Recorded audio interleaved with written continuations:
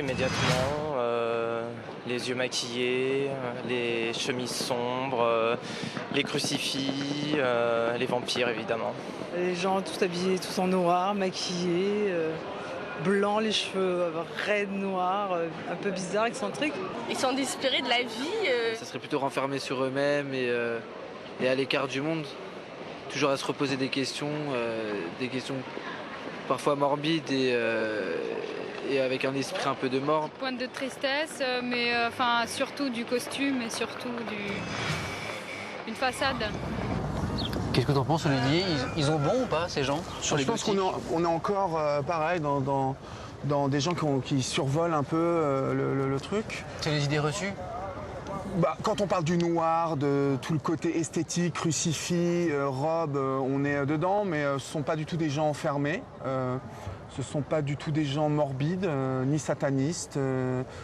C'est en fait une mode liée surtout à un mouvement musical à la base. Donc parce que quand de l'extérieur comme ça, on pense d'abord à un look, c'est pas le plus important alors le look chez le gothique. Le look traduit en fait la musique qu'ils écoutent et donc bien évidemment les lieux dans lesquels ils se retrouvent, les groupes qui suivent. Mais être gothique, c'est aussi être un amoureux de la littérature, être un amoureux aussi des cathédrales, des monuments, de l'histoire.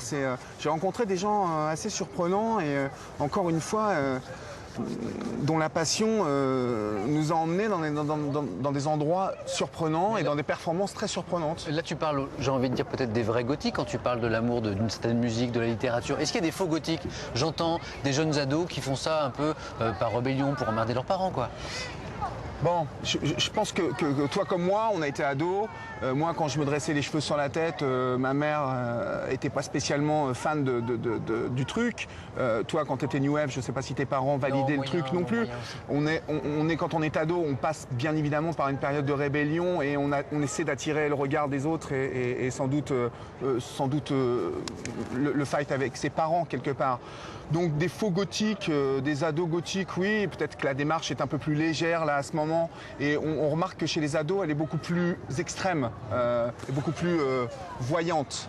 Mais autrement, j'ai rencontré des gothiques de 30 ans, 40 ans et qui sont gothiques depuis 10 ans, 15 ans, 20 ans et toujours dedans à fond. Et des gothiques qui se défendent toujours de tout lien avec le satanisme.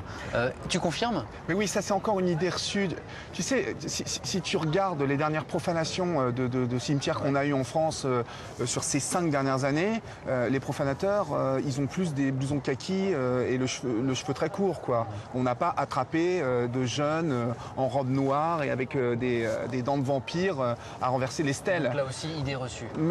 Idée complètement reçue. D'ailleurs, il y a quelques docs qui ont été faits là-dessus et le lien a été fait d'une manière très facile. Et je pense que ça a apporté énormément préjudice encore une fois, à ce mouvement qui est fait de gens complètement ouverts et en plus qui ont une vraie envie de communiquer sur leur... Ils ont été très surpris que France 4 s'intéresse à leur mouvement et leur consacre un 52 minutes. Donc. Tu parlais de l'importance de la musique tout à l'heure. Alors à l'origine, il y a peut-être des groupes comme Cure, c'est ça? Ouais. Cure, Suxy and the Banshees, Bauhaus, Sister of Mercy. Et aujourd'hui, ça a donné quoi? Aujourd'hui, même les gothiques, on écoute quoi aujourd'hui? Même s'il s'en défend, on a Marilyn Manson qui est le pape du mouvement gothique. Je ne vais pas dire gothisme parce qu'il déteste ça. Mais gothique. Il est quelque part le pape parce qu'il rassemble l'esthétique, il rassemble le métal aussi, et puis quand même cette image néo-romantique proche de la mort aussi, une fascination pour ce que va être le futur qui n'est pas tous les jours, on va dire, lumineux. Et rapidement, quelques autres noms de groupes importants pour le mouvement gothique aujourd'hui? Aujourd'hui, les Cure restent un mouvement. Mais en France, il y a quand même un groupe comme Tantrum, un groupe qui monte et qui est excellent sur scène. Et puis reste les Rosa Crux, qu'on voit dans le doc, et qui reste aussi un groupe qui œuvre depuis 20 ans et qui est excellent et que j'invite à aller voir dès qu'il passe dans la région.